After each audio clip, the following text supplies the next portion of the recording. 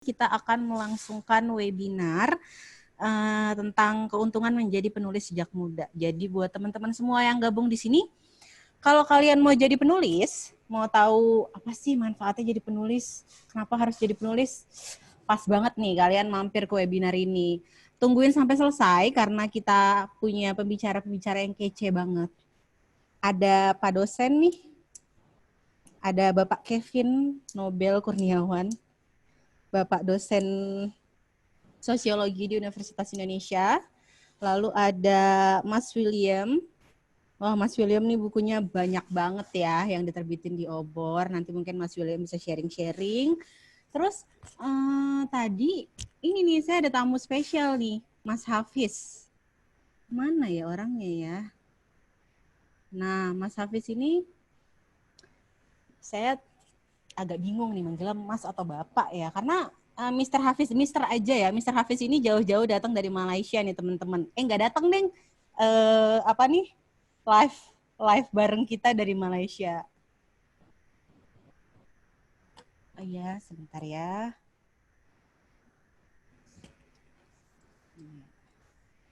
Ini yang mana ya? Wah, banyak sekali partisipannya. Sebentar ya teman-teman, harap bersabar. Oh, oke. Saya dapat bocoran nih, panggilannya Bang Apis. Oh, baik. Bang Apis ini dari Legasi Oakhurst, Malaysia. Mungkin nanti bisa dijelasin kali ya, latar belakang Mas Hafiz ini gimana, dan beliau ini penulis dan punya penerbit juga nih di Malaysia nih. Mungkin kalau teman-teman mau karyanya sampai ke negeri jiran boleh nih. Oh, ngajar juga. Maaf saya baca contekan ya teman-teman, gak kelihatan nyontek kan saya. Ngajar, oh, baik. Sabar ya, 7 orang lagi. Baru kita mulai segala-galanya. Oke, karena jumlah pesertanya sudah mencukupi, jadi sepertinya diskusi ini akan saya mulai ya teman-teman. Sebelumnya perkenalkan, saya Bunga yang akan memandu atau menjadi moderator dalam diskusi kita kali ini. Seperti yang tadi saya bilang sebelumnya ya, bahwa hari ini kita akan bahas seputar apa sih keuntungannya jadi penulis di usia muda. Bareng pembicara kita, ada 2 orang nih teman-teman, kita punya 2 orang pembicara.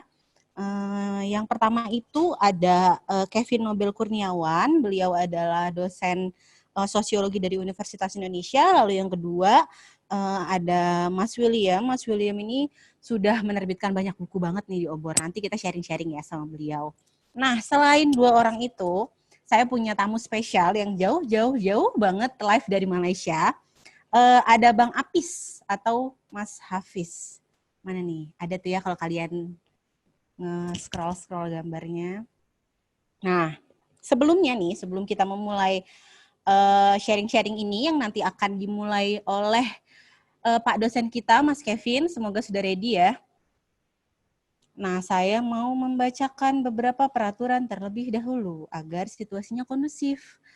Pertama, mohon maaf karena kalian semua harus saya mute demi kemaslahatan umat agar lebih fokus.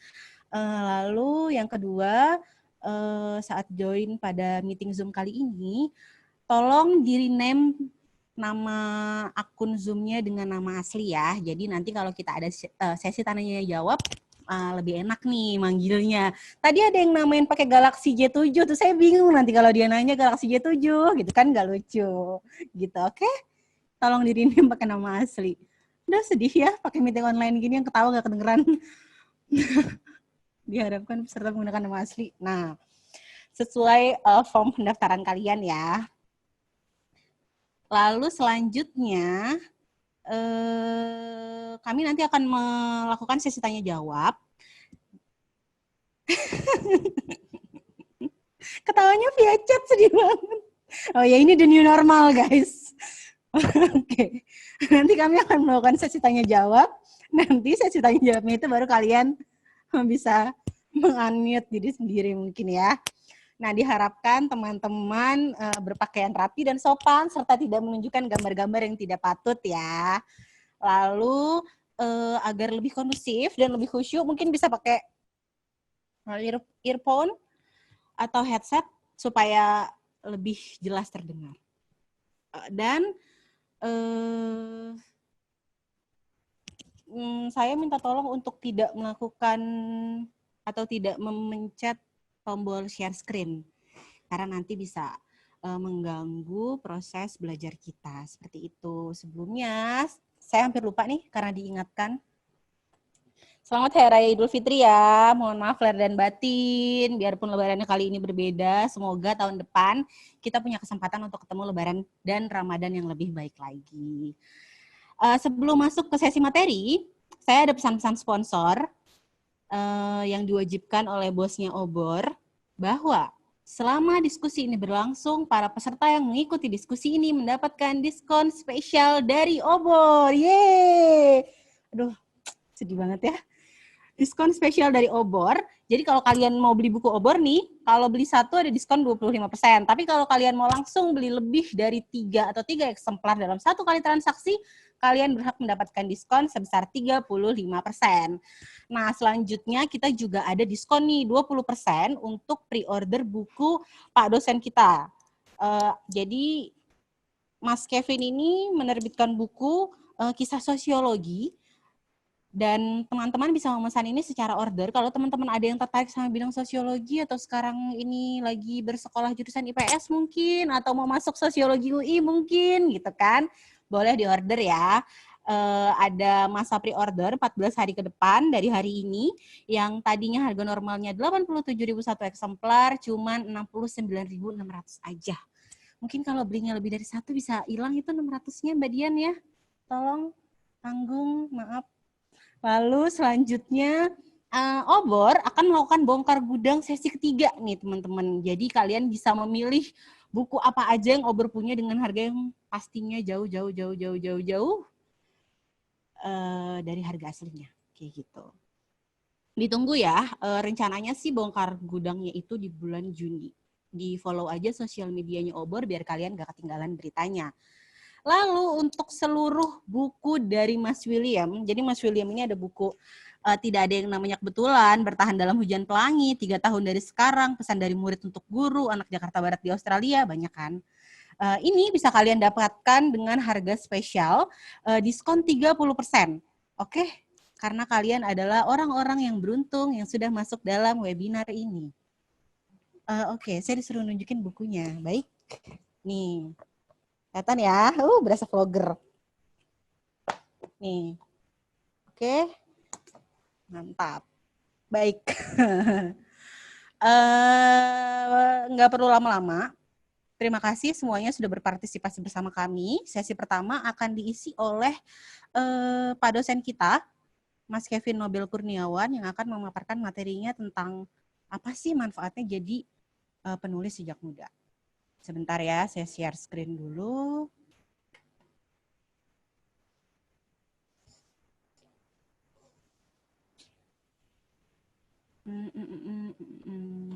Oke. Dapat semuanya? Bisa lihat? Ngangguk, coba ngangguk. Oke, cakep. Silakan Pak dosen memaparkan materinya.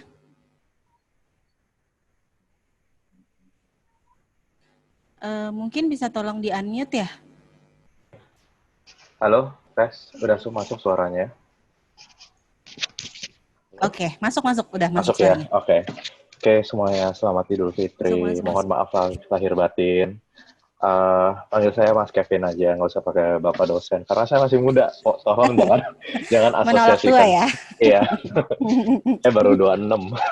Oh, masih tergolong. Baik, seumuran loh kita loh, nggak nyangka. Yeah. Lanjut Mas. Saya masih tergolong dosen muda. Oke. Jadi kisah sosiologi itu buku pertama saya. Nah, karena itu buku pertama, saya juga di-invite sama Obor untuk sharing kenapa kita bisa menulis muda. Nah, singkat cerita, saya waktunya berapa lama ini, Mbak? 20 menit ya?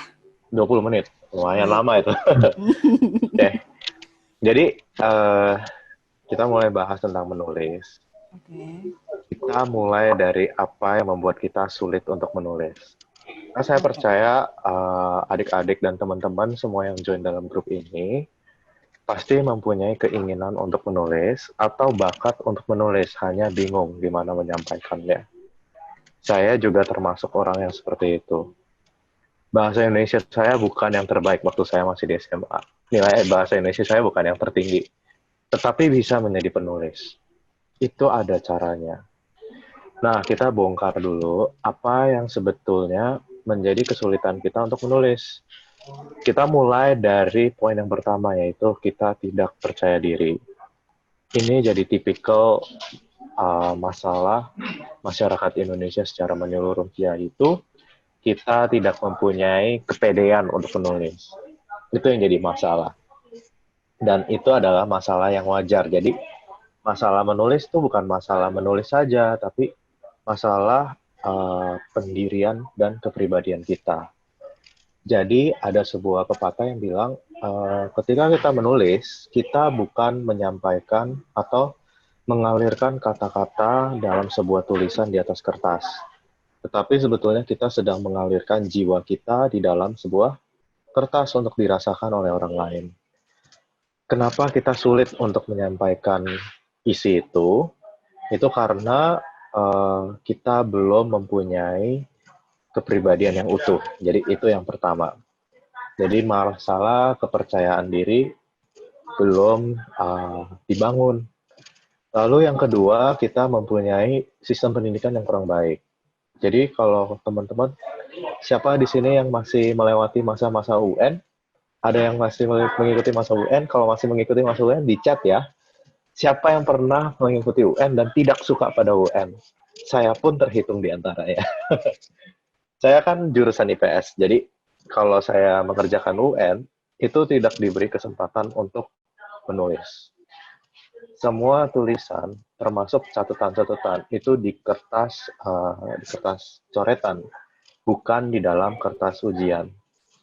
Jadi masalah pendidikan kita, kamu termasuk tidak suka, saya pun juga. Jadi masalah pendidikan kita lebih menitik beratkan pada pemecahan dan penyelesaian soal, mengerjakan soal. Jadi kita ada masalah, kita selesaikan, terus sudah. Tidak ada ruang untuk mengekspresikan diri. Ini jadi masalah utama mengapa banyak orang Indonesia maupun orang di Timur itu lemah dalam menulis. Karena tidak diberikan ruang untuk menulis. Ini masalah bukan di Indonesia saja, juga ada masalah di Jepang, Korea Selatan, Singapura, ataupun pendidikan-pendidikan yang berasal dari budaya Timur. Itu tidak memberikan ruang untuk menulis esai. Sebagian besar lebih banyak membahas tentang ini, cara menyelesaikan soal. Lalu yang ketiga adalah kita agak lemah dalam mengapresiasi tulisan orang lain.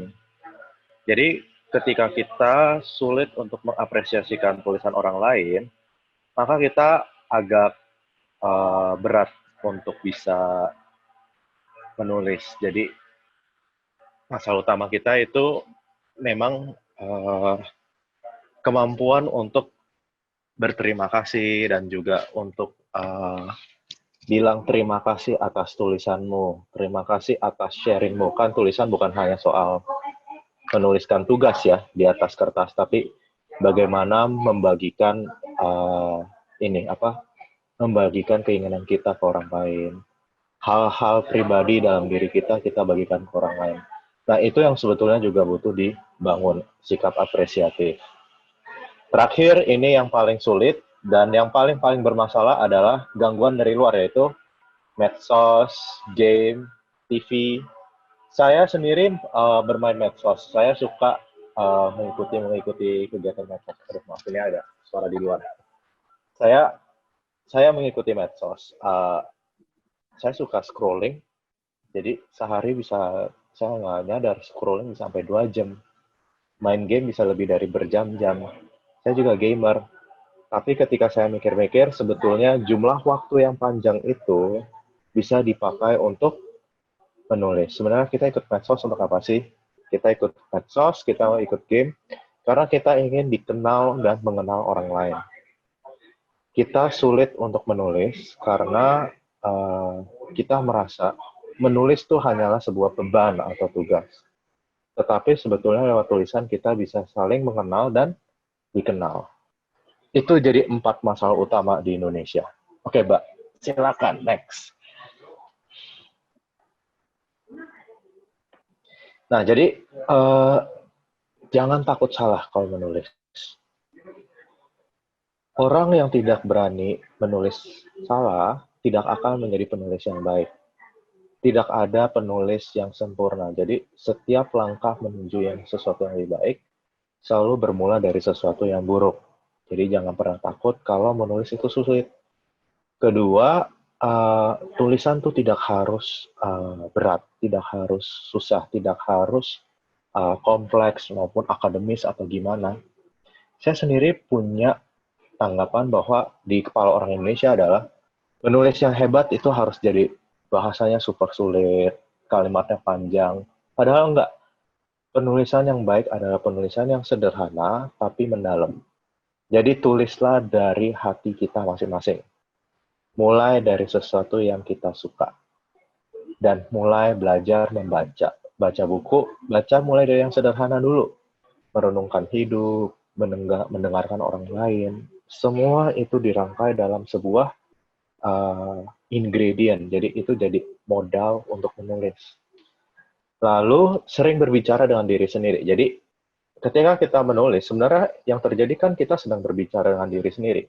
Apa kata-kata yang ingin kusampaikan? Nah, kata-kata itu disampaikan, itu muncul dari suara di dalam, yaitu inner voice dalam diri kita. Sering berbicara dengan inner voice itu. Itu. Next.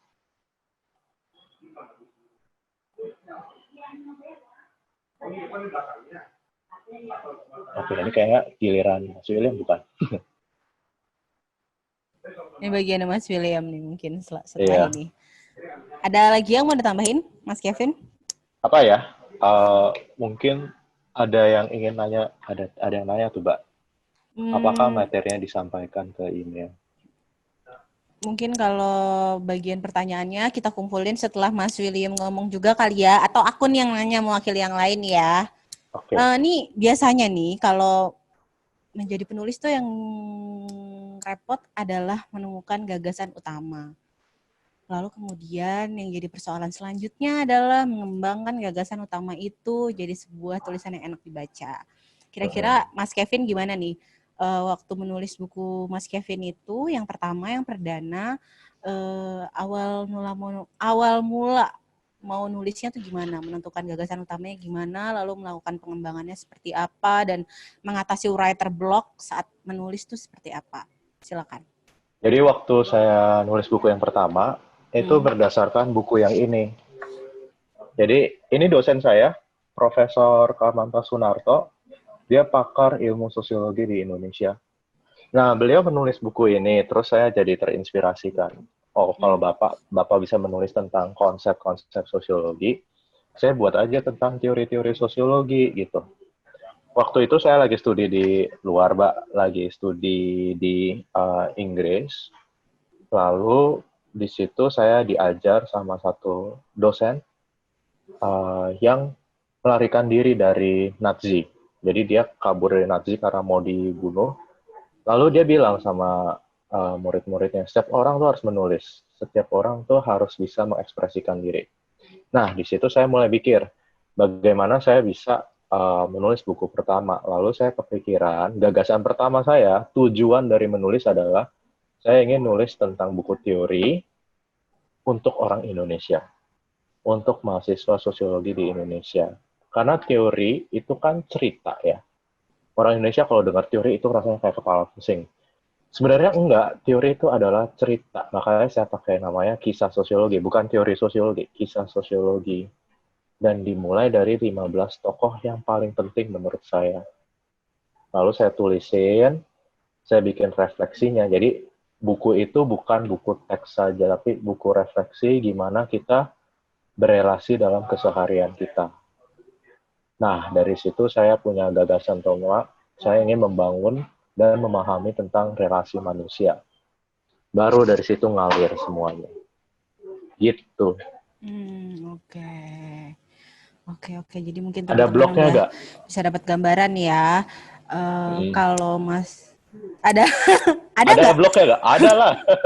Waktu itu lagi tesis kan. Lagi nyusun Hmm? tesis. Terus nyusun tesisnya tentang Brexit sih. Jadi gimana orang Inggris tuh agak anti imigran. Jadi waktu itu lagi tesis dan semuanya mumet, Mbak. Jadi nggak bisa mikir. Baru setelah itu menulis lagi. Gitu. Ya. Jadi mungkin teman-teman nih kalau bingung menulis mulainya dari mana, cara cari ide atau gagasan utamanya itu mungkin bisa dengan kalau tadi Mas Kevin beliau dengan banyak membaca, saya nggak tahu banyak apa enggak, maksudnya dengan membaca karya-karya atau buku-buku referensi lain gitu, baru sampai akhirnya dia mendapatkan gagasan utamanya sendiri kayak gitu. Nah mungkin untuk mempersingkat waktu, nanti kita lanjutin sesi tanya jawabnya. Aku lempar sesi selanjutnya ke Mas William dulu ya. Mas William, unmute coba. Nah, Oke, selamat siang Mbak Bunga. Oke, selanjutnya kita akan mendengarkan pemaparan dari Mas William nih. Aku next ya slide-nya. Ya, terima kasih. Silahkan Mas William. Oke, selamat siang Mbak Bunga dan teman-teman sekalian. Sekali lagi untuk teman-teman yang merayakan Idul Fitri, saya mau ucapkan selamat Idul Fitri, mohon maaf lahir dan batin. Terima kasih juga sudah menyempatkan waktu untuk hadir di sesi kami, Kevin dan William pada siang hari ini. Untuk mempersingkat waktu, saya langsung nih. Saya kemarin waktu bikin slide ini dengan Kevin sudah diskusi. Jadi apa yang Kevin sampaikan, saya 100% setuju bahwa untuk menjadi penulis sejak muda itu kita memang tidak berada dalam ruang hampa. Jadi selain kita suka nulis, kita juga harus suka membaca, suka merenungkan hidup, suka merefleksikan apa yang terjadi dari pengalaman-pengalaman kita. Dan beruntungnya kalau kita punya banyak kisah tentang kegagalan, kesedihan, keputusasaan, misalkan di saat kita lebih muda, itu adalah bahan yang sangat bagus untuk menjadi sumber pemikiran kita dan bisa dijadikan tulisan. Saya juga setuju apa yang Kevin bilang, bahwa berpikir itu harus mendalam, tapi menulis itu harus sederhana. Karena kalau kita menulis sesuatu yang sederhana, itu bisa dibaca oleh orang lain. Jadi ya kita sudah sepakat soal itu, dan teman-teman juga perlu berpikir dan merenungkan bahwa kalau teman-teman memilih karir misalkan sebagai penulis, ataupun orang yang bekerja di bidang kepenulisan atau komunikasi, kuncinya adalah bagaimana kita menyampaikan gagasan dengan sederhana. Nah, dan kenapa slide ini saya buat kumpulan gambar? Ini jujur, Mbak Dian dari Yayasan Pustaka Obor Indonesia, beliau salah satu inspirasi saya. Saya kalau kan temenan sama Mbak Dian gitu ya, di media sosial. Saya lihat Mbak Dian itu kemana-mana gitu, ke Turki, ke Jerman, ke Malaysia, terus ke Eropa kemarin, habis keliling Eropa 3 minggu ya, Mbak Dian. Itu semua dari karir beliau sebagai penerbit. Tapi di sela-sela kesibukan, di sela-sela pekerjaan, Mbak Dian bisa meluangkan waktu untuk enjoy herself juga. Bisa juga untuk berlibur, untuk menikmati keindahan di setiap tempat, dan akhirnya berbagi inspirasi ke kami-kami ini semua yang temenan sama Mbak Dian di media sosial. Dan kuncinya, kalau memang begitu kerjanya serius di bidang penerbitan, bisa ikut book fair kemana-mana, pameran buku, dan segala macam, ternyata itu suatu karir yang menjanjikan loh.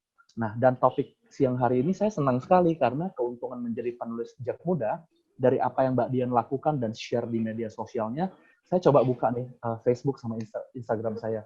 Saya bisa nggak ya kumpulin dalam satu slide itu benefit yang saya dapatkan dengan menjadi penulis ala-ala Mbak Dian gitu. Ya, akhirnya lumayan. Saya dapat nih foto-foto yang saya kumpulkan beberapa tahun belakangan. Jadi sebagai informasi teman-teman semua, saya jadi penulis itu sudah dari usia 17 tahun. Yaitu dari 13 tahun yang lalu. Nah, selama 13 tahun saya jadi penulis, di saat yang sama saya juga studi ilmu komunikasi, saya studi jurnalistik yang tidak jauh-jauh dari dunia kepenulisan. Kemudian saya bekerja juga di beberapa perusahaan, di asosiasi bisnis, kemudian proyek mandiri, terus di UMKM juga. Semuanya itu berkisar di dunia komunikasi. Dan modal utama yang saya yakin dan menurut saya itu cukup menentukan dalam membantu saya mendapatkan pekerjaan-pekerjaan itu adalah karena saya jadi penulis. Karena saya bisa nulis, jadi saya bisa mengkomunikasikan sesuatu, mewakili organisasi saya untuk berhadapan dengan publik, dengan pemerintah, dengan masyarakat, dengan mahasiswa, dan menyampaikan pesan yang efektif dan tepat sasaran. Nah, dari situ saya merenungkan bahwa menjadi penulis ini juga bukan sekedar kita punya buku dan karya kita dibaca, tapi lebih ke satu pemahaman bahwa kalau menulis ya kita jangan jadi penulis aja. Kalau menulis kita juga boleh melebarkan sayap untuk bekerja, berkarya, ataupun memulai proyek-proyek kita di bidang komunikasi dan di bidang kepenulisan. Nah, di sini ada beberapa foto yang saya share, misalkan ini dengan Ibu Risma, Wali Kota Surabaya, dengan Ibu Sri Mulyani, Ibu Menteri. Jadi dari wali kota sampai menteri, dari Jawa sampai Sumatera, dari India sampai Australia, sampai Filipina, itu semua tadi dengan pemahaman seperti ala Mbak Dian Obor tadi ya, ini saya dapatkan dari karir saya sebagai penulis dan orang yang bekerja di bidang yang dekat dengan dunia kepenulisan. Jadi kalau teman-teman lihat di sini, kalau kita berani memutuskan untuk menulis, itu adalah satu poin yang sangat yang berbeda gitu. Jadi di Indonesia kan jumlah penulis sama jumlah pembaca, jumlah penulis lebih sedikit ya. Jadi kalau kita berada dalam satu kelompok yang lebih sedikit, tentu untuk mendapatkan kesempatan yang banyak itu, ya kita punya kesempatan lebih besar dibandingkan dengan pembaca. Jadi kalau sama-sama bisa nulis dan ada yang sudah membuktikan bahwa dia berkarya dengan bukunya, terlepas dari bukunya itu nanti disukai orang atau enggak, dikritik atau enggak, laris di pasaran atau enggak, tapi satu keberanian dan tekad untuk berani berbagi ide dan inspirasi kita kepada orang lain dalam bentuk buku, itu satu hal yang kita perlu mengapresiasi diri sendiri dan juga akan diapresiasi oleh orang lain. Nah, dalam kasus saya, diapresiasi oleh kantor-kantor, organisasi-organisasi tempat saya bekerja dan berkarya. Jadi adalah foto-foto ini berkat pekerjaan itu. Nah, ini teman-teman jangan salah fokus ya, yang dilarang melempar mantan ini waktu perjalanan dinas ke Pulau Jawa nih.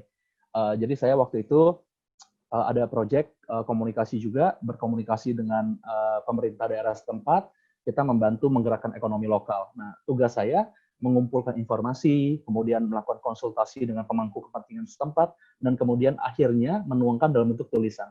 Ujung-ujungnya skill atau pengalaman sebagai penulis itu berguna juga dalam pekerjaan. Gitu. Next slide boleh Mbak Bunga, tolong.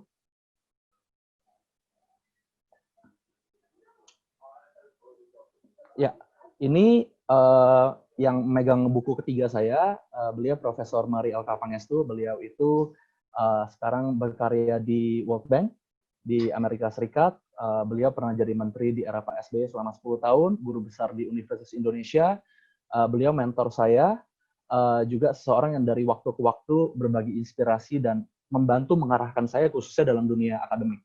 Nah, saya hari ini melakukan sesi live dengan teman-teman sekalian. Saya kebetulan masih di Perth, di Australia Barat, karena kemarin baru selesai sekolah, saya S2 di sini, dan beliaulah yang menuliskan surat rekomendasi kepada LPDP, Pemerintah Indonesia, Kementerian Keuangan, merekomendasikan saya untuk dapat beasiswa dan studi komunikasi di sini. Jadi, yang saya bisa share bahwa benefit menjadi seorang penulis adalah beliau ini adalah orang yang sudah selesai dengan dirinya sendiri. Beliau adalah orang yang sudah istilahnya siapapun kenal lah, apalagi dalam dunia pemerintahan Indonesia. Dan secara finansial juga, ya saya kalau misalkan beliau ulang tahun, saya mau kasih kado apa, saya juga bingung gitu. Kalau saya beliin misalnya smartphone, ya mungkin uang saya nggak cukup. Kalau saya beliin mobil, ya lebih nggak masuk akal lagi. Kalau saya beliin kue, ya udah banyak yang kasih kue gitu kan teman-teman semua. Jadi yang saya dari hasil perenungan itu, saya merasa bahwa kalau kita punya karya, kita punya buku, atau misalnya kita main musik, kita punya musik dan kita rekam musik kita kasih ke satu orang, terlepas dari status sosialnya, status finansialnya, ataupun tingkat ketenarannya di mata publik, itu adalah hadiah yang paling personal. Jadi kalau untuk beliau, kita misalkan kasih hadiah senilai 2 juta rupiah. Ya mungkin bagi beliau 2 juta rupiah itu kecil, tapi satu buku yang harganya 60.000 misalkan. Tapi itu karya kita, dan kita memberikan secara tulus kepada orang-orang yang kita kagumi, kita tanda tangan, kita sisirkan pesan yang positif, pesan-pesan penuh ucapan terima kasih dan rasa syukur, itu nilainya jauh melampaui hadiah yang bisa dibeli oleh uang gitu.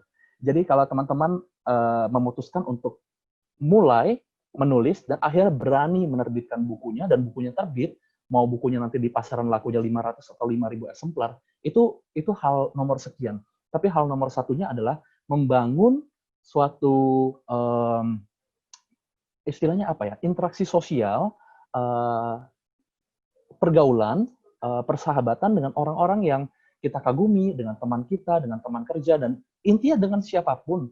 Kalau kita punya karya dan kita menghargai orang itu dengan karya kita memberikan karya kita secara cuma-cuma sebagai bentuk ucapan terima kasih, itu adalah hal yang dalam pengalaman saya bisa membantu saya sampai hari ini saya ada di Perth gitu. Jadi saya kenal beliau itu bukan dalam pengertian ekstrim gitu. Jadi misalnya kita ketemu dengan orang yang kita kagumi, dengan Bapak atau Ibu Menteri misalkan, atau dengan selebriti, kita nggak bisa ujuk-ujuk langsung, oke, saya kenal, saya serahkan hidup saya kepada orang tersebut dan saya mau dekat gitu. Interaksi sosial, persahabatan tidak berjalan seperti itu. Tapi pelan-pelan kita pupuk, kita bangun, kita gunakan secara strategis, kita gunakan secara efektif dan profesional. Tapi tetap personal. Nah, inilah cara saya sebagai seorang penulis membangun modal sosial, membangun persahabatan, membangun pertemanan, dan membangun modal untuk karir profesional saya ke depan melalui karya saya. Nah, ini adalah salah satu contoh yang paling real, dan sampai hari ini saya masih bisa kasih lihat ke teman-teman semua melalui sosok Profesor Mari. Oke, next slide, Mbak Bunga. Ya, dan untuk penutup presentasi dari saya, ya menjadi penulis sejak muda itu menjadi relevan sejak muda. Menulis untuk menjemput kesempatan. Jadi itu ada foto saya sama Mbak Dian juga waktu kita sama-sama di Frankfurt tahun 2013 ya, Mbak Dian. Kita waktu itu juga bersama-sama dengan teman-teman dari banyak negara, kita belajar tentang penerbitan, belajar tentang penulisan, belajar tentang marketing. Tapi hal yang lebih berharga nih ya, dari sekedar ilmu yang kita, mungkin hari ini banyak pelajaran yang kita bisa dapatkan online gitu. Hal yang lebih berharga dari ilmu itu adalah persahabatan.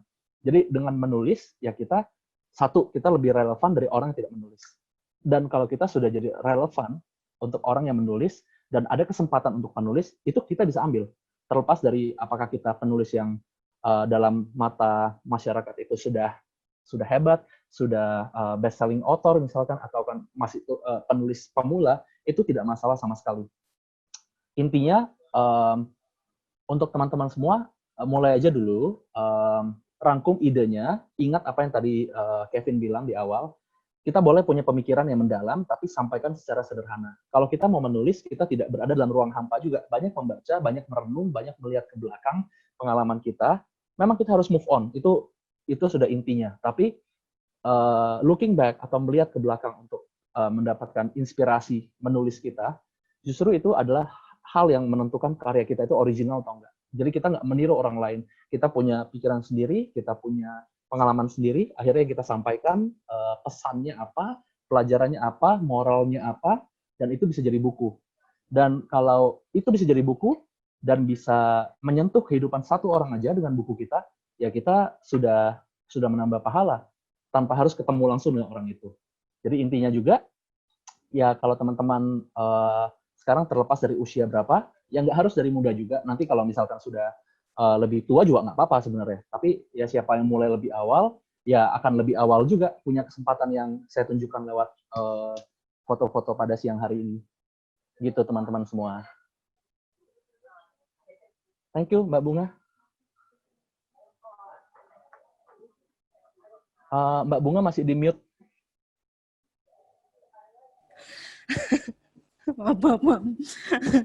Jadi kalau teman-teman semua punya pertanyaan, kalian bisa raise hand ya. Jadi ini kan di bagian bawah itu atau di bagian bawah itu ada partisipan kan. Kalian klik, nah bagian bawah tuh ada tombol raise hand.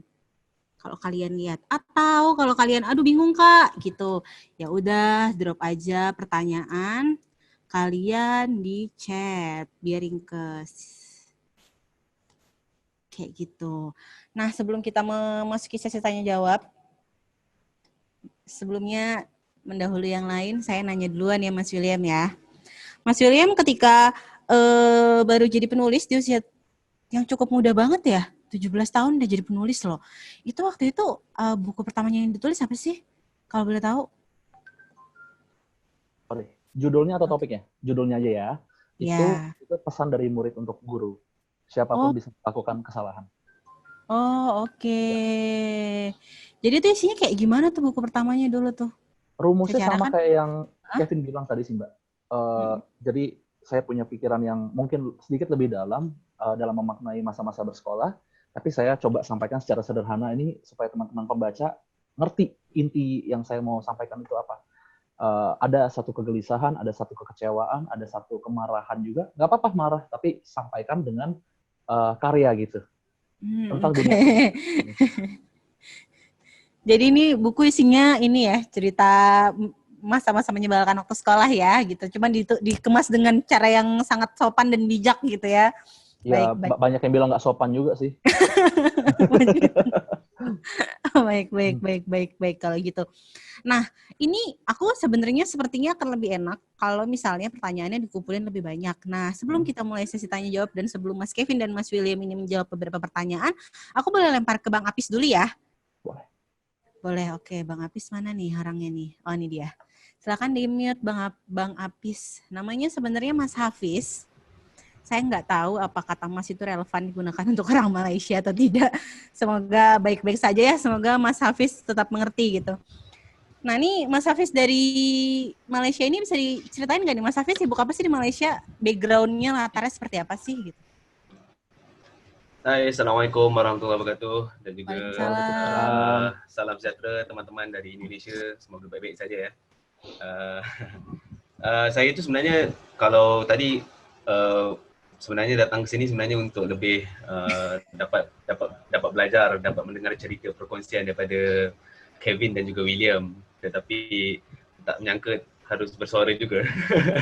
Okey, saya menulis dari umur 13 tahun. Ketika waktu sekolah lagi sudah menulis puisi, cerpen, novel dan sekarang ini juga sudah menjadi penerbit buku. Sekitar sudah 8 tahun menjadi penerbit buku pula. Dan salah satu buku kalau mungkin Bunga, kalau mungkin saya minta izin untuk tunjukkan salah satu buku yang kami terbitkan. Ini judulnya Jalan Tak Ada Ujung, sebenarnya daripada Yayasan Pustaka Obor oleh Mokhtar Lubis. Tetapi kami ada bekerjasama dengan Yayasan Pustaka Obor untuk diterbitkan dalam bahasa Melayu, diterbitkan di Malaysia. Jadi ini adalah salah satu terbitan kami di Legasi Ohad lah. Jadi kalau saya itu namanya Hafiz Latif atau lebih mesra dikenali sebagai Bang Fiz seperti yang Bunga sebut tadi. Banyaknya menulis di Malaysia.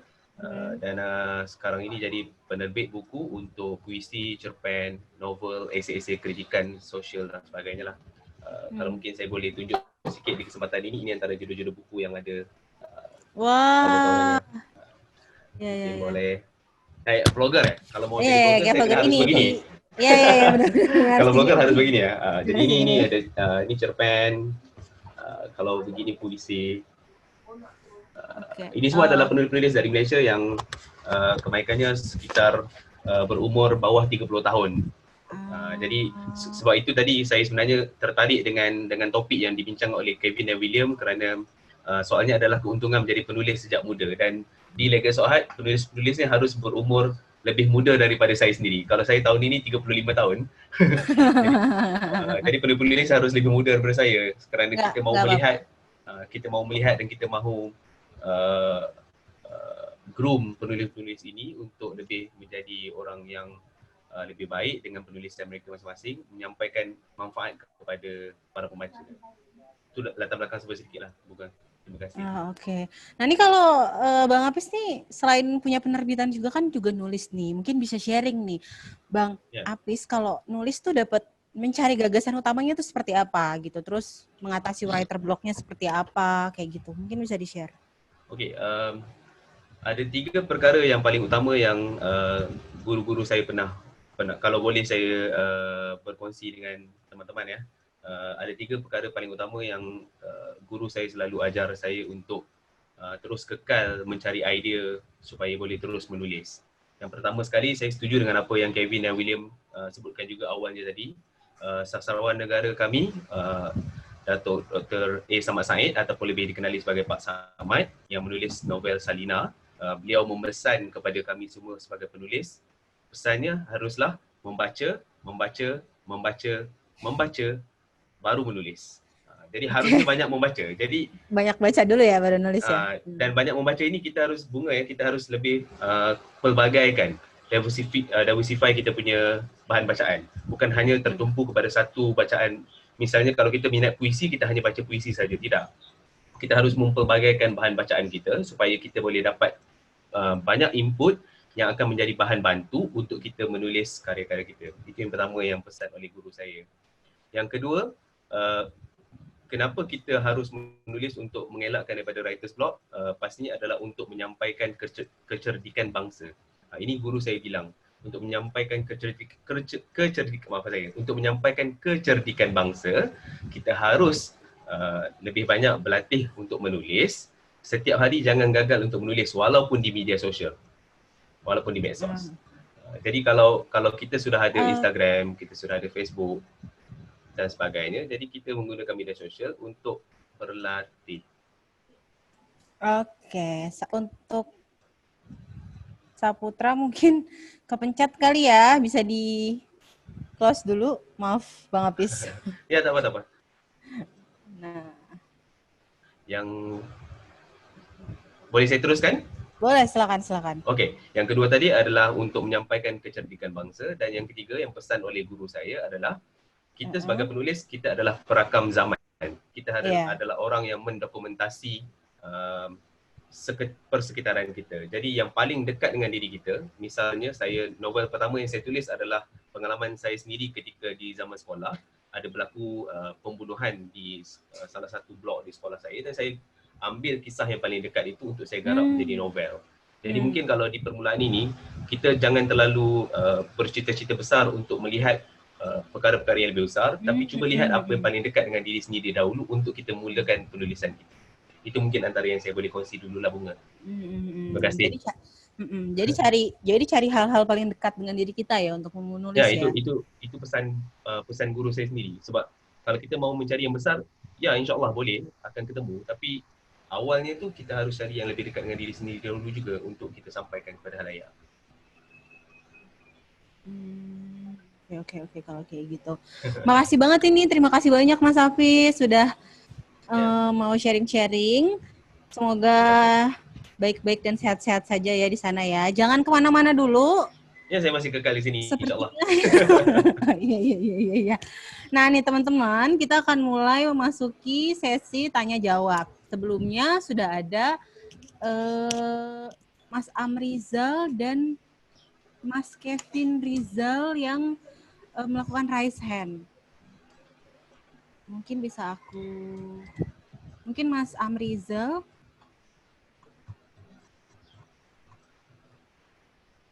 Ini langsung bicara, Mbak. Ya, silakan pertanyaannya apa? Oke. Makasih kesempatannya. Ini karena tadi diminta raise hand, maka saya raise hand. Iya. Bukan nulis izin. Senang sekali hari ini bisa mendengarkan banyak inspirasi dari Mas William juga, dan hari ini kayak tapi saya agak tertarik dengan Mas Kevin tadi. Sebelumnya saya belum pernah baca bukunya Kisah Sosiologi Mas Kevin, belum pernah, tapi kayaknya ini agak relevan nih dengan saya nih kajiannya nih. Saya saat ini sedang menempuh pendidikan pasca sarjana dalam bidang filsafat. Kajian filsafat dengan sosiologi itu kan agak-agak mirip ya. Dalam pandangan banyak orang cenderung membosankan gitu ya, mendengarkan banyak teori-teori segala macam gitu ya. Nah, tadi kalau yang saya tangkap dari paparannya Mas Kevin tadi, Mas Kevin berusaha menurunkan tensi keseriusan sosiologi itu dalam buku yang Mas Kevin buat. Kayaknya saya nanti mesti beli itu kayak. Harus nih, mumpung lagi ada promo nih 20% nih, jadi harus beli ya Pak. Iya. Oh, Saya jadi catat dalam. ntar ya, Baik. Mbak Bunga. Ya, Jadi lanjut. gimana cara Mas Kevin itu menurunkan tensi ketegangan atau keseriusan atau katakanlah sorry to say mungkin kita sama lah sosiologi filsafat itu kan. Tensi membosankan dalam dua kajian itu tanpa mengurangi bobot atau mungkin value yang ingin disampaikan dalam kajian yang kita tekuni seperti itu. Oh, oke. Sebenarnya terus yang kedua saya sebenarnya punya pertanyaan untuk Mas William tadi itu, cuma saya lupa. Oh ya udah, disimpan dulu Kayaknya ya. itu dulu kali ya, itu dulu ya. Iya, disimpan dulu, di low hand dulu. Tak kalau Nanti udah inget saya di raise hand lagi. Oke. Oke, Iya. terima kasih. Terima kasih Mbak Bunga, Mas Oke, Kevin, Mas jadi William. tadi, jadi ini Mas Kevin ada pertanyaan tadi, bagaimana sih cara menurunkan tensi dalam menulis buku sosiologi yang tidak ingin disebut teori itu ya, inginnya disebut kisah gitu. Sebelumnya ini ada pertanyaan serupa nih biar ringkas dari Ayu. Jadi Ayu tuh nanya, kisah sosiologi itu kan termasuk tulisan ilmiah ya. Gimana nih langkahnya dan tipsnya menulis tulisan ilmiah yang tentu butuh ketelitian banget, kata dia gitu. Mungkin bisa sekalian dijawab tuh Mas Kevin, silahkan. Di-unmute dulu. Halo, oke. Iya, kedengeran. Jadi, silakan. jadi ada satu pertanyaan lagi yang sebenarnya bisa diringkas juga. Jadi apa yang jadi pertanyaan, apa yang jadi tulisan yang paling inspiratif buat saya? Gitu. Boleh. Saya ada satu tulisan yang cukup dalam ya. Itu nama bukunya adalah I and Thou. Jadi kalau dalam bahasa Indonesia adalah Aku dan Engkau. Nah, buku itu bahas tentang relasi antar manusia. Jadi dia menceritakan bahwa dalam kehidupan relasi itu ada dua tingkatan, yaitu I and Thou, aku dan engkau sebagai manusia, dan aku dan benda, kamu sebagai benda. Jadi kalau misalnya kamu sebagai benda, itu dia bilang kayak kamu ganteng, kamu cantik, kamu kaya, kamu miskin, terus kamu agamanya apa, kamu berasal dari mana. Semua itu adalah benda. Lalu terus buku itu menceritakan bahwa kalau kita berelasi dengan manusia, itu pasti ada aspek bendanya, tapi kita nggak cukup hidup hanya dalam benda saja, kita harus berelasi secara utuh ya. Nah, buku itu yang menjadi inspirasi utama dalam buku kisah sosiologi. Jadi emang ada dekatan antara filsafat dan sosiologi, tapi semuanya itu antara filsafat atau sosiologi harus dikaitkan dengan kehidupan relasi sehari-hari. Kunci utamanya. Jadi kalau menjawab pertanyaan Ayu, itu buku ilmiah bukan? Bukan sih. Setengah ilmiah, setengah refleksi. Boleh saya share screen nggak buat kasih lihat bukunya kayak apa? Boleh. Oke, saya share screen dulu ya. Oke, jadi ini dia. Ini PDF-nya. Ini adalah PDF buku kisah sosiologinya. Ada 4 tokoh besar. Tapi dalam penjelasannya itu jangan kebablasan, hati-hati. Iya. Kayak front page-nya doang, Mbak. Iya. Jadi setiap tokoh ada mukanya. Oke. Dan di dalam buku itu, untuk ngaitin teori filsafat yang super-super berat, itu pakai bahasa refleksi. Jadi misalnya di Indonesia, apa sih yang membangun Indonesia bersatu? Apakah itu karena kita saling menginginkan satu dengan yang lain, atau karena kita mempunyai musuh bersama? Jadi tema-tema kayak gitu yang saya angkat. Jadi selalu mencoba untuk membuatnya itu relasional dan reflektif. Itu yang membuat semuanya jadi gampang. Itu kuncinya. Gitu. Oke, kalau kayak gitu. Ini ada sekalian ya, biar dijawab sama Mas Kevin.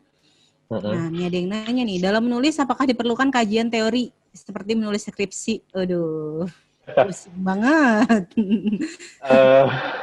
Kalau tulisan buku saya, iya, itu harus ada. Itu iya ya, kan nggak bisa tulisan ngasal ya. Buku teori itu harus baca teori. Itu sumber referensinya banyak. Itu jumlah bacaan selama 7 tahun, jadi itu 120 referensi. Oke. Dikumpulkan pelan-pelan. Tapi kalau bahas tentang relasi sehari-hari, atau buku-buku yang seperti Mas William kasih, mungkin itu bukan kajian teori. Itu kajian refleksi kehidupan sehari-hari. Refleksi itu kuncinya. Oke, oke, baik, baik, baik, baik, baik, baik, baik.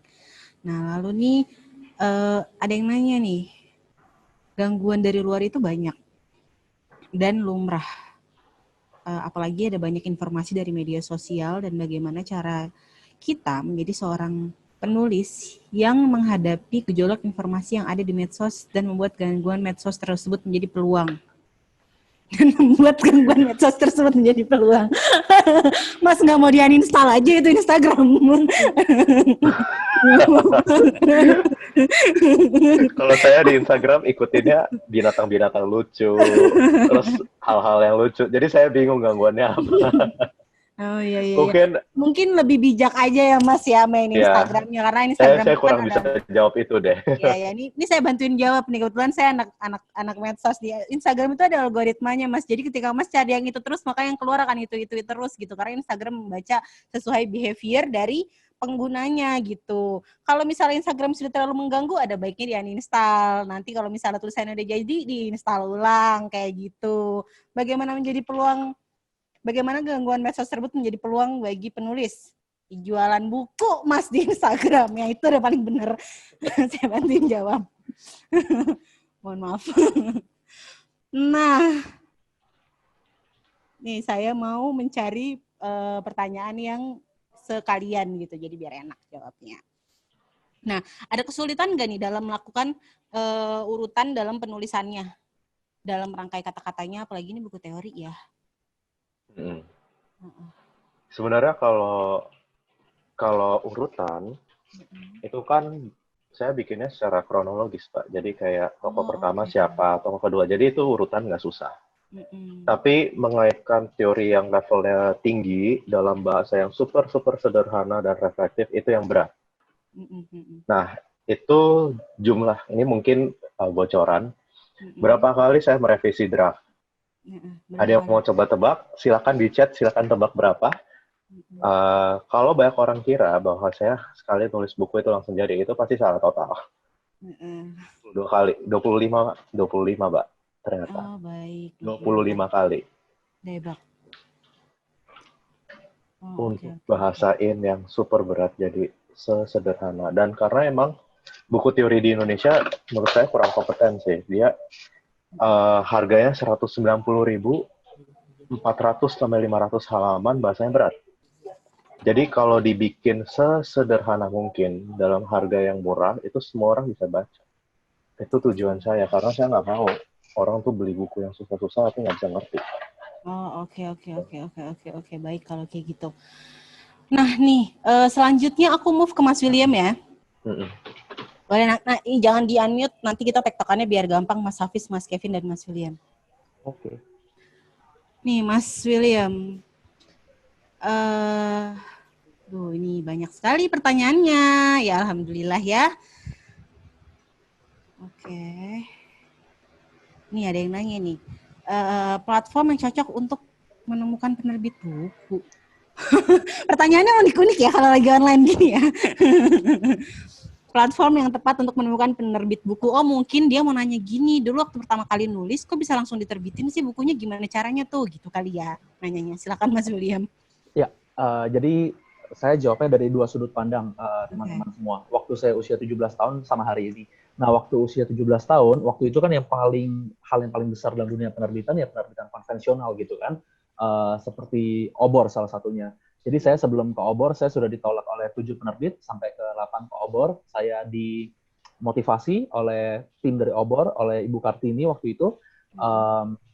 Akhirnya karya saya diterbitkan. Jadi saya dari satu penerbit ke penerbit lain sampai akhirnya ketemu yang cocok dengan visi penerbitnya.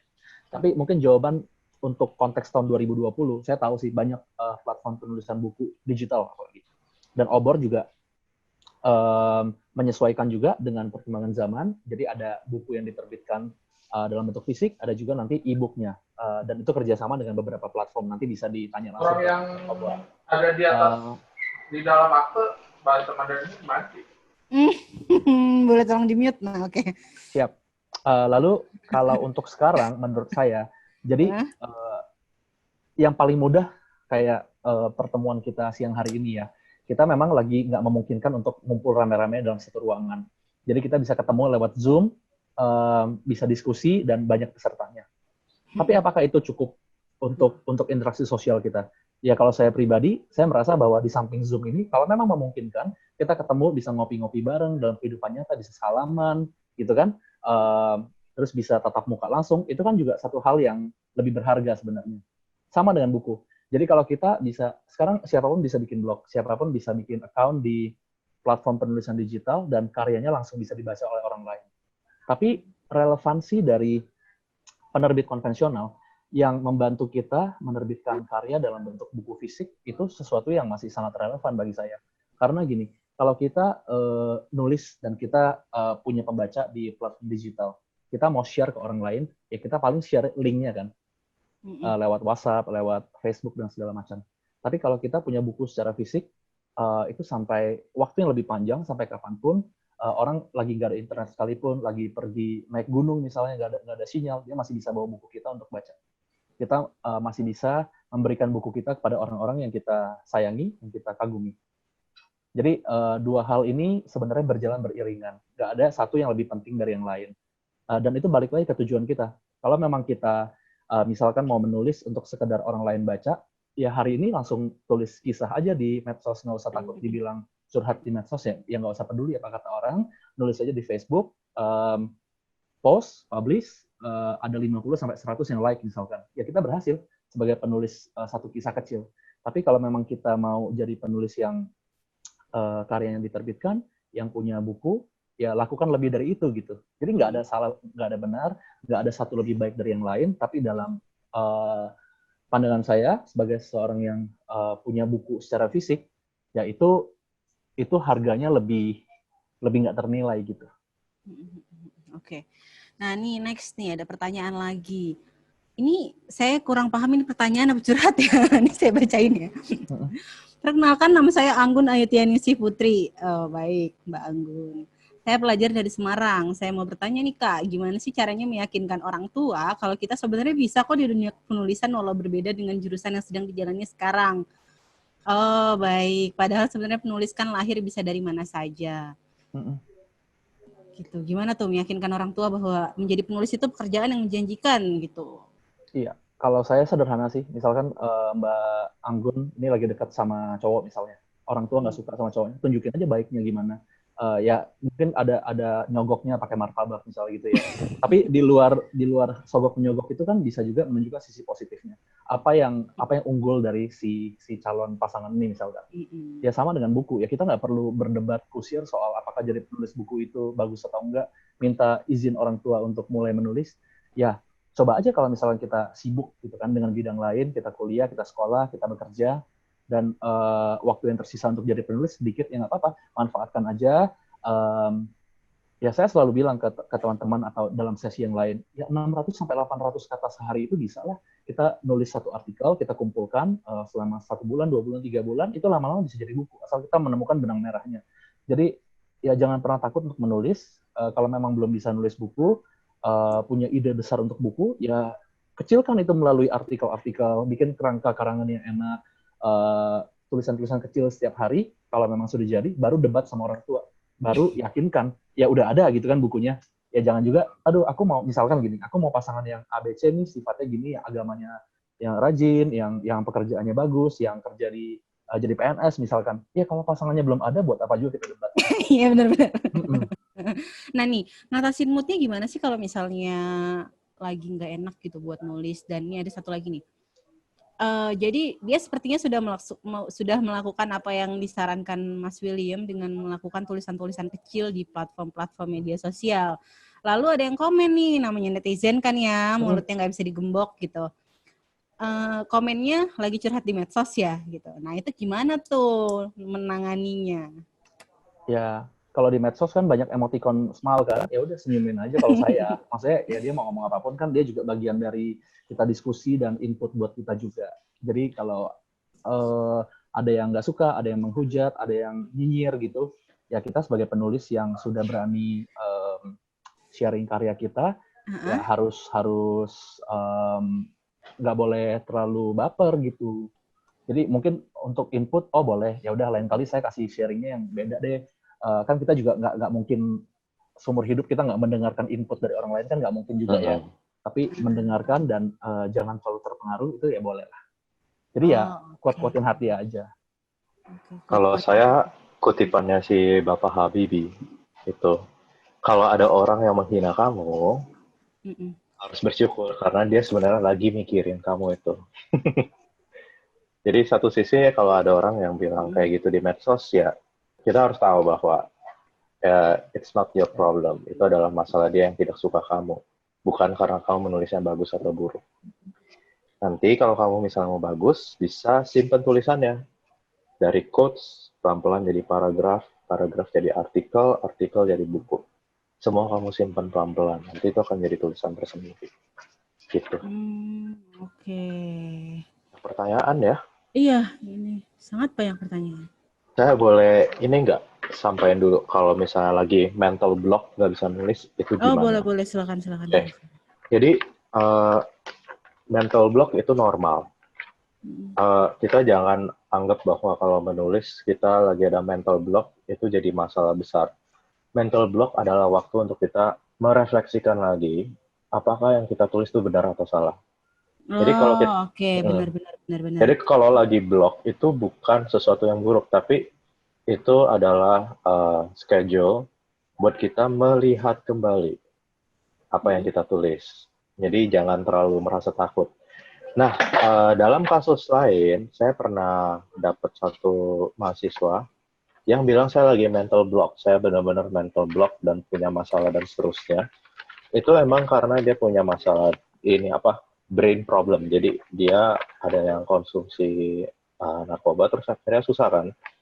Nah, lalu salah satu rekan dosen saya ada bilang, oke, kamu mungkin punya kesulitan dalam mental block karena kamu lagi menulis. Kamu nggak bisa menulis. Jadi caranya dia adalah dia rekam si mahasiswa ini dari awal sampai akhir, lalu dia bilang dari apa yang kamu rekam, kamu verbatimkan dalam tulisan. Dan seluruh skripsi dia lulus dengan A. Seorang mahasiswa yang pernah kena narkoba, dia bisa lulus dengan nilai A. Caranya adalah, pasti banyak cara lain. Jadi kalau lagi mental block, berlibur-libur lah, menulis dengan merekam suara, lalu suaranya itu dituliskan lagi. Itu banyak banget caranya. Itu sih. Oh oke, kalau kayak gitu. Nah, ini ada pertanyaan nih. Sebenarnya sih harusnya sudah terjawab nih dari awal. Cuman ini nggak apa-apa lah ya kita bahas ya. Jadi ada yang nanya kayak gini nih. Dia mau nulis, tapi tulisannya itu melakukan kritik konstruktif namun sensitif. Wih, berat banget ya. Terhadap pemangku kepentingan atau pemerintah. Contoh dulu, Malta Tuli membuat buku Max Havelaar sebagai kritik terhadap pemerintah kolonial. Untuk tujuan seperti itu, sebaiknya strateginya seperti apa, platform apa yang cocok digunakan? Waduh, silakan dijawab. Mas William dan Mas Hafiz dulu aja, saya mau diem dulu. Saya pikir. Silakan Mas Hafiz. Beda kebijakan, nggak bisa. Beda kebijakan nih. Beda kebijakan pemerintahan antara Indonesia sama Malaysia. Jadi pasti akan beda sih soal kalau kita kan ada beberapa undang-undang yang mengatur bagaimana buku. Ya, tentang bagaimana buku. Kebijakan tuh. Nih, kalau menurut saya tadi kan Mas William dan Mas Kevin itu sudah mengulang berkali-kali ya, Mas Adrian, bahwa menulislah dari hal-hal yang dekat, dari lingkungan-lingkungan yang dekat gitu. Atau mungkin bisa pakai caranya Mas Kevin nih, menulis sesuatu yang berat lalu dikemas dengan lebih ringkas gitu, lebih enak gitu. Mungkin kalau misalnya Mas Adrian mau ngebahas soal hal yang berat-berat misalnya gitu kan, mau bahas soal pandemi, mau bahas soal Panama Papers mungkin bisa diganti gitu, jadi jadi bisa diganti gitu dengan hal-hal yang mirip, mungkin lebih ringan dan lebih bisa dibaca kayak gitu mungkin ya. Mbak, saya boleh tambahkan dikit nggak Mbak Bunga? Yang soal nulis topik sensitif saya tambahkan dikit ya. Boleh.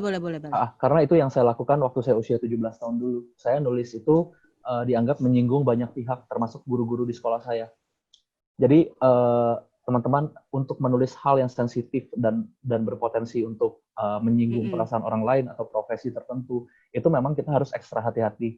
Tapi kalau dalam dunia penulisan, kalau misalnya teman-teman nanti ada sempat atau pernah baca, itu misalnya Animal Farm, karyanya George Orwell, dia kan mengkritik pemimpin-pemimpin besar dunia itu dengan diparodikan jadi hewan gitu kan. Jadi nanti misal hewan si babi dia mewakili apa dan semacamnya. Jadi yang saya lakukan waktu itu, saya memang nggak menulis itu langsung menyerang si Mr. A atau Mrs. B atau Bapak Ibu ABC gitu, enggak. Kita bisa memelintir kenyataan itu sedikit menjadi fiksi.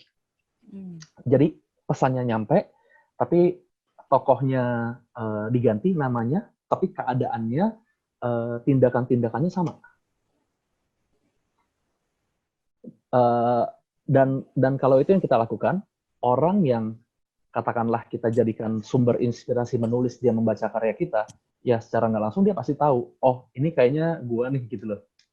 Tapi kita memang harus hati-hati betul, jangan sampai itu diawali dengan kebencian, tapi coba lihat, lepaskan dulu dari individunya ya, kita lihat tindakannya atau hasil perbuatannya gitu. Oh ini tidak baik, ini merugikan gitu. Ya kita expose tindakannya. Ya tokohnya, orangnya ya diganti aja gendernya, misal dari yang pria jadi wanita, yang bapak jadi ibu, yang namanya Seno jadi Sony gitu kan boleh gitu kan. Ya jadi jangan menyentuh ke arah yang bisa menyinggung langsung, tapi diparodikan sedikit bisa. Oh, oke. Baik. Mungkin aku tambahin, tujuan dari kritik kan sebetulnya untuk mencari kebaikan kan. Jadi kalau kita melihat tulisan atau apa, itu bukan untuk mencari gara-gara atau seeking vengeance. We are not seeking vengeance, we are seeking justice. Justice, not vengeance. Ataupun kebaikan, bukan mengkritik saja. Itu salah satu tulisan Harper Lee, saya ketikin. Jadi dia ada seorang penulis namanya Harper Lee di Amerika, dia tulis To Kill a Mockingbird. Itu menggambarkan rasisme yang terjadi di Amerika. Jadi ada lawyer, ada pengacara kulit putih yang membela kulit hitam. Dia tahu pasti kalah. Kulit hitamnya nggak salah. Dia tidak memperkosa orang lain. Tapi ya ketika dia menggambarkan itu dalam sebuah fiksi, orang akhirnya nggak berhenti dalam sebuah kritik, tapi orang mengerti yang namanya apa itu kebaikan. Itu sudah jadi autokritik yang lebih kuat lagi karena ada kebaikan yang sedang dicari. Banyak hal di Indonesia yang sebetulnya bisa dikritik dan dikupas dan dibuka. Banyak banget. Tapi banyak masih ditutupi. Waktunya belum tiba. Kedua, cara menulis tentang tema-tema itu masih banyak sekali sensitif yang akan terlibat. Jadi dengan menggunakan fiksi, itu sebenarnya menggambarkan siapa pelakunya, tapi lebih dari itu, apa yang seharusnya terjadi. Bukan seperti yang terjadi dalam sejarah, tapi sesuatu yang ideal tuh harus kayak apa. Itu yang sebenarnya ingin disampaikan oleh tulisan. Itu sih. Oke, kalau kayak gitu.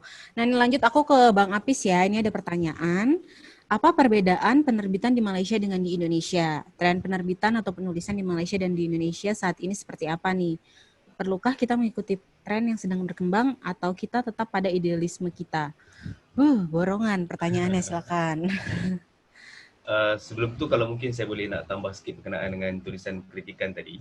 Kalau menurut apa yang saya belajar daripada para guru yang mengajar saya menulis juga, untuk kita menulis sesuatu kritikan, kritik sosial dalam masyarakat dan sebagainya, seperti apa juga contoh yang telah pun diberikan oleh Kevin dan sebagainya juga kan, di situ sebenarnya terletak bagaimana seorang penulis teruji. Kebijaksanaan dia untuk mengolah gaya penulisannya supaya menyampaikan isu-isu masyarakat, isu-isu sosial, tetapi dalam bentuk kritikan yang tidak terlalu menonjolkan sisi-sisi seperti misalnya kalau kita mau kritik pemerintah misalnya kan.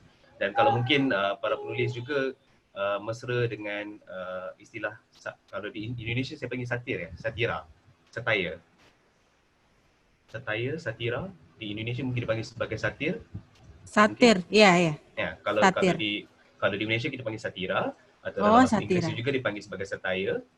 So kalau dilihat di Malaysia misalnya, kalau mungkin saya boleh petik satu nama, iaitu Faisal Tehrani misalnya.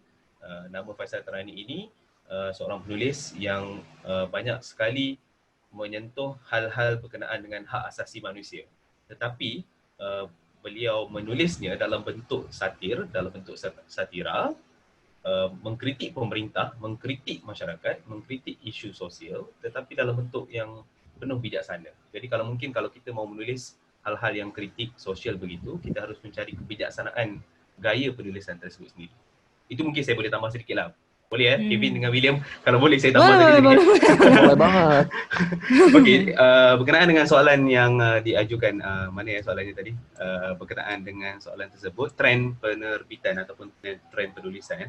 Kalau di Malaysia itu sebenarnya yang masih tak boleh kita lepaskan dari trend pembacaan dan juga trend penulisan sendiri pastinya kisah-kisah seram dan juga kisah-kisah cinta.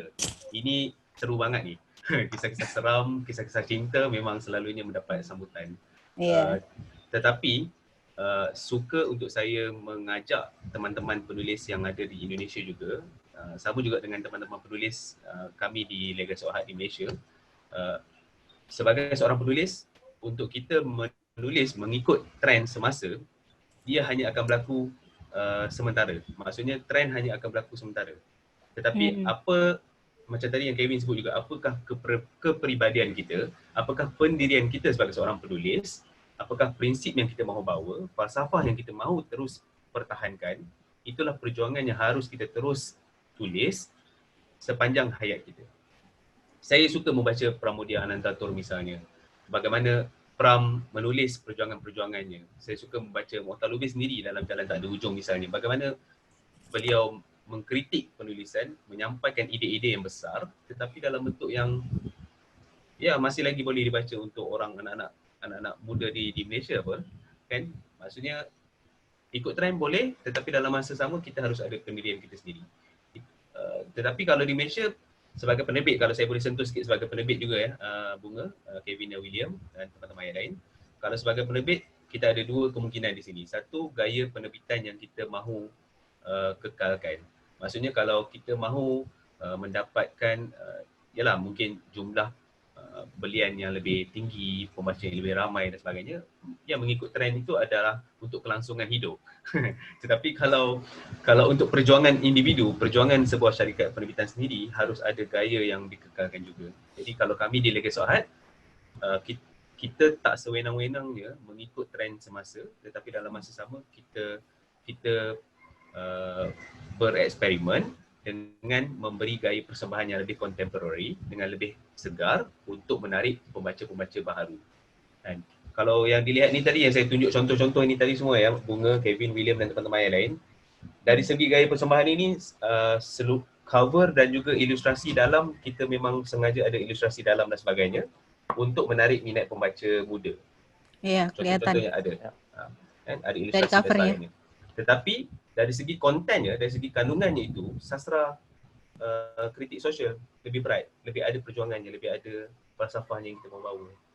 Jadi kita tak mengikut trend dari segi karya, tapi kita mengikut trend dari segi cover, gaya persembahan dan sebagainya. Itu kalau mungkin saya boleh kongsi sedikit lah. Terima kasih. Oh, sedikit sekali. Oke, kalau gitu. Saya juga sebenarnya banyak belajar dari penerbit-penerbit dari Indonesia juga, teman-teman saya di Obor, Gramedia dan sebagainya, banyak belajar dari kalian juga sebenarnya. Oh, oke. Kelihatan ya, Mas Hafiz tuh sepertinya penerbitannya punya gaya cetaknya sendiri gitu. Dari covernya tuh satu mode sepertinya. Satu mode, satu gaya gitu. Ya seperti itulah. Jadi punya ciri khas ya. Baik kalau kayak gitu. Nah, teman-teman, karena sesi kita akan segera berakhir. Oh, oke, baik. Ini saya dapat WhatsApp dari Mbak Dian. Mau saya bacain nggak? Ya, silakan. Jangan. Ya lupa di sini banyak orang. Jangan. Saya suka hilaf. Nah, buat teman-teman semua yang ada di dalam diskusi ini, saya punya pengumuman nih. Jadi tadi ada salah satu orang yang bertanya, kalau misalnya mau nerbitin buku audio Obor, gimana nih caranya? Kalau mau kirim naskah ke Obor, gimana nih caranya? Bisa banget. Kamu bisa email ke pustakaobor1. Saya ketikin deh. Kalian bisa email ke pustakaobor1@gmail.com.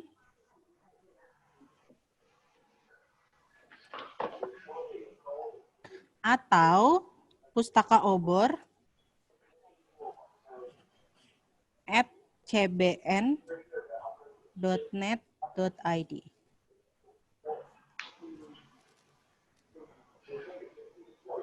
Yes, betul banget. Mas Amrizal, benar. Penguin Books juga membuat identifikasi terhadap cover-cover mereka, ya benar. Menurut saya menspesialisasikan bentuk, maksudnya membuat ciri khas dalam sebuah produk, sebuah brand itu penting sih. Jadi orang ngelihat sekilas aja udah tahu, oh ini bukunya ini gitu. Seperti itu. Baik, ini ada yang nanya dari Mas Juhar. Tapi ada yang raise hand nih, cuman dia nge-low hand. Mungkin Kira-kira boleh nggak jawab pertanyaan Mas Jauhar? Karena itu yang saya alami juga dengan mahasiswa-mahasiswa adanya. Jadi kalau dalam menulis buku, jangan langsung menulis. Jangan langsung menulis dulu.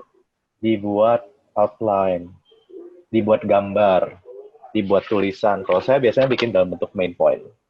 Itu saya.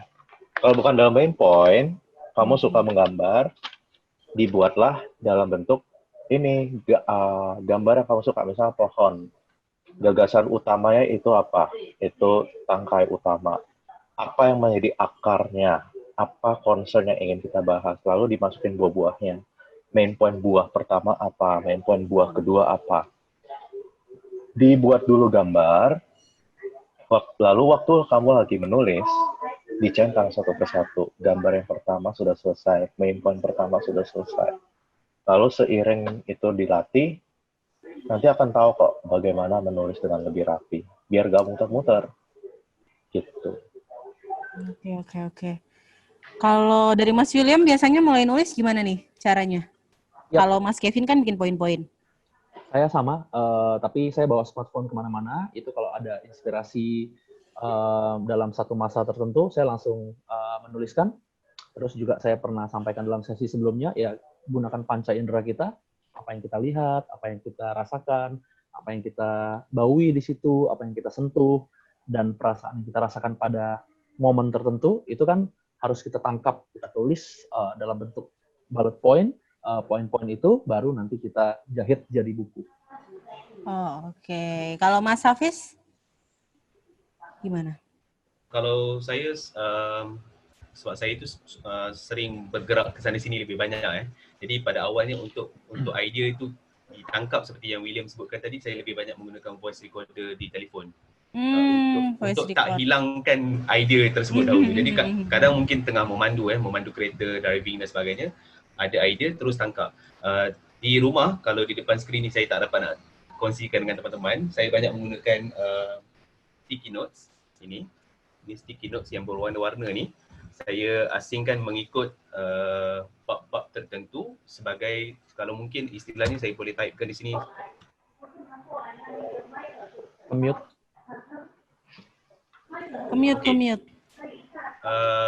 Saya gunakan sticky notes ni sebagai istilahnya dipanggil sebagai KJ method.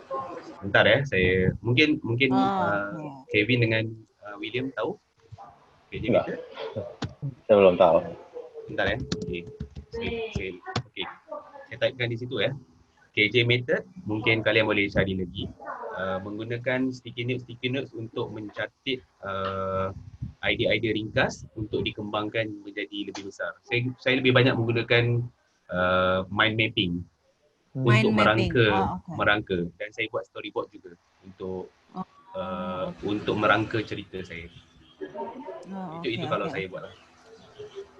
Oke, kalau gitu. Nah, karena sudah mau memasuki sesi akhir, mungkin saya boleh minta pesan dan kesannya nih dari Mas William, Mas Kevin, Mas Hafiz. Boleh mungkin Mas Kevin dulu bisa dikasih pesan-pesannya buat teman-teman semua yang sudah bergabung saat kita. Jangan takut menulis, jangan takut untuk menulis. Indonesia mempunyai penulis-penulis yang berbakat. Itu yang saya lihat adalah orang Indonesia suka bercerita. Banyak sekali ngobrol bercerita bergosip ya. Itu dia. Jadi jangan pernah takut untuk menulis cerita-cerita kita. Karena tulisan yang paling tinggi itu bukan tulisan ilmiah, tapi itu cerita. Jadi kalau misalnya teman-teman punya cerita, dikumpulkan dan diceritakan. Itu saja. Oke. Kalau Mas William gimana nih? Ya, kalau saya dulu juga orangnya sangat perfeksionis soal titik koma, ya sampai sekarang juga sih Mas. Dan dalam kehidupan sehari-hari juga dengan relasi dengan orang lain sangat perfeksionis. Tapi seiring waktu saya belajar bahwa lebih penting melihat gambaran besarnya dulu. Jadi dalam menulis, dalam memutuskan apakah kita mau jadi seorang penulis atau enggak, kalau kita di awal sudah cari kesempurnaan, itu sulit. Tapi mulai aja dulu, apa yang sulit kita kumpulkan idenya, ide besar kita kecilkan jadi ide-ide kecil, kemudian kalau memang ide-ide kecil, artikel-artikel sudah ada, kita jadi buku, dan masalah bagus atau enggaknya, jangan berpikir soal apakah teman saya atau netizen misalkan akan mengkritik atau mengatakan sesuatu yang buruk tentang karya kita. Itu kesampingkan dulu. Tapi pikir benefit apa yang bisa kita dapatkan. Kebanggaan apa yang kita dapatkan. Karena orang yang punya banyak uang itu banyak. Tapi dengan uang kita nggak bisa loh beli karya. Karya itu ya murni dari perenungan kita. Apakah kita lagi banyak uang atau enggak, kita lagi senang atau susah, kita lagi dalam titik tertinggi atau titik terendah dalam kehidupan itu, sebenarnya itu adalah sumber inspirasi kita dalam menulis. Jadi teman-teman semua yang hadir di sini, saya terima kasih juga atas antusiasmenya yang begitu tinggi, mengikuti acara dari awal sampai akhir. Ya, kalian itulah yang penulis-penulis berikutnya kalau menurut saya, karena terus merefleksikan diri, terus mencari formula terbaik gimana caranya jadi penulis. Tapi ya sebenarnya jawaban ada pada diri kalian sendiri. Ya ceritanya ada, kalian punya hidup, punya pengalaman, punya interaksi dengan orang lain, punya kegagalan, punya keberhasilan masing-masing. Ya itulah buku kehidupan kalian. Cuman buku kehidupan itu mau nggak dijadikan buku fisik atau tulisan, yaitu pilihan masing-masing. Oke, kalau kayak gitu. Nah dari Mas Hafiz gimana nih? Ya, saya harapkan teman-teman dari Indonesia boleh terus menulis, kerana pertama kita harus membina nilai diri melalui penulisan kita sendiri. Dengan membina nilai diri kita sebagai seorang penulis, kita juga sebenarnya secara tidak langsung menyampaikan kecerdikan bangsa melalui harta intelek kita. Idea adalah harta intelek kita. Penulisan adalah harta intelek kita. Jadi anda ada harta intelek yang anda sangat bernilai untuk anda sampaikan kepada masyarakat, kepada halayak pembaca. Dan jadilah orang yang merakam zaman. Kita merakam keseluruhan zaman untuk disampaikan kepada generasi-generasi seterusnya. Dan saya doakan supaya anda semua terus kekal menulis, terus menjadi insan-insan yang baik dalam penulisan, dalam kehidupan. Jaga diri, jaga kesihatan untuk COVID-19 ini. Saya harap semua baik-baik saja ya. Terima kasih atas peluang dan ruang yang diberikan oleh Yayasan Pustaka Obor. Terima kasih juga. William dan juga Kevin dan juga teman-teman Terima lain kerana kasih. sudi mendengar saya yang bukan siapa-siapa ini. Sangat rendah hati. Nah, sebelumnya teman-teman, saya mungkin bisa bantu merangkumkan ya. Jadi hal yang paling utama saat kalian mau menulis dalam mencari gagasan utama adalah mungkin membaca. Baca dulu yang banyak, baru kemudian nulis, teman-teman. Mulailah menulis dengan ide-ide yang sederhana, dengan ide-ide yang dekat dengan kalian. Lalu jika kalian mengalami writer block atau buntu, itu adalah waktu untuk kalian merefleksikan diri. Berhenti dulu, coba ambil nafas dulu, dan coba baca ulang kembali tulisan yang udah kalian buat. Seperti itu ya. Nah, kemudian buat teman-teman, sekali lagi saya ada pesan-pesan sponsor. Semua teman-teman yang bergabung dalam diskusi kita kali ini bisa mendapatkan diskon spesial dari Yayasan Pustaka Obor. Jika kalian melakukan pembelian buku, ada diskon 25%. Kalau kalian beli 3 eksemplar atau lebih, ada diskon 35%. Lalu jangan lupa nantikan pre-order bukunya Pak dosen kita, Pak Kevin ya. Ada diskon nih 20%. Harga normal 87.000. Kalau kalian order sekarang, kalian bisa mendapatkan buku kisah sosiologi dengan harga 69.600 aja. Kalau belinya banyak mungkin 600-nya hilang. Nanti saya colek Mbak Dian ya. Lalu nantikan juga karena Obor mau ada bongkar gudang part 3 di bulan Juni. Jadi pastiin kalian gak kelewatan. Dan untuk buku Mas William, buat kalian yang ada di sini semuanya, kalian berhak mendapatkan diskon 30% untuk semua judulnya. Jadi pastiin kalian gak kehilangan kesempatan ini ya. Dan mumpung kita lagi di rumah aja, mungkin kalian bisa menghabiskan waktu di rumah untuk membaca dan mulai menulis. Bisa membuat poin-poin seperti Mas Kevin, bisa pakai voice recorder seperti Mas William, atau bisa membuat mind mapping seperti Mas Hafiz. Nah, Lumayan cepet ya ngomongnya ya, maafin. Untuk itu semuanya saya berterima kasih kepada teman-teman yang sudah bergabung dalam diskusi kita kali ini. Terus ikuti sosial media Obor dan nantikan serta ikuti semua webinar-webinar selanjutnya. Siapa tahu kita bisa ketemu lagi kan teman-teman ya. Ya, terima kasih. Itu Mas Hafiz meninggalkan akun Instagramnya. Boleh lo sharing-sharing akun Instagram di situ. Jangan lupa di-follow, jangan lupa beli buku Obor. Selamat di rumah aja. Semoga sehat selalu teman-teman. Terima kasih. Terima kasih. Terima semua. kasih. Terima kasih Mas William. Terima kasih. Mas Kevin, Mas Mohon Hafiz. maaf lahir dan batin ya semua. Mohon maaf lahir dan Maaf batin. juga ya. Jaga-jaga kesehatan. Iya.